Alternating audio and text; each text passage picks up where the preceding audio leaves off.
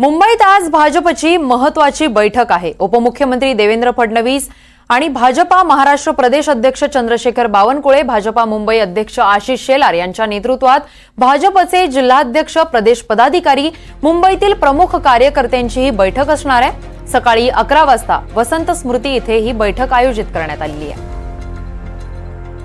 सकाळी 11 वाजता वसंत स्मृतीमध्ये ही बैठक घेण्यात येणार आहे। तर फडणवीस, बावनकुळेंसह मोठे पदाधिकारी आणि नेते देखील उपस्थित असतील।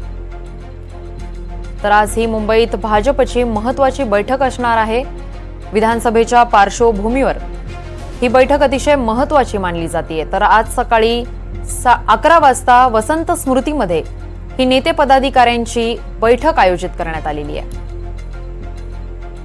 तर या बैठकीत विधान परिषद निवडणूक आणि विधानसभेच्या निवडणुकीवर चर्चा होण्याची शक्यता वर्तवण्यात येते। तर या निवडणुकांच्या पार्श्वभूमीवर भाजपची ही महत्वाची बैठक आहे। या संदर्भात अधिकची माहिती देण्यासाठी आमचे प्रतिनिधी सागर कुलकर्णी आपल्या सोबत जोडले गेले आहेत। सागर, विधान परिषद निवडणुका आणि विधानसभेच्या पार्श्वभूमीवर भाजपची ही महत्वाची बैठक आज आयोजित करण्यात आलेली आहे। तर महत्वाचे नेते देखील या बैठकीला उपस्थित असतील, काय माहिती आहे? राज्यातील सर्व आमदार भाजपचे आहेत, ते तसंच जिल्हाध्यक्ष आणि प्रदेश कार्यकारिणीचे प्रमुख पदाधिकारी आजच्या बैठकीला उपस्थित राहणार आहेत। मुळात काही दिवसांपूर्वीच फडणवीस यांनी काही आमदारांशी संवाद साधला होता। त्यानंतर आज पक्ष संघटनातले प्रमुख पदाधिकारी, आमदार असे यांच्याशी संवाद असेल। काही जिल्ह्यांमध्ये विधान परिषदेची निवडणूक लागलेली आहे।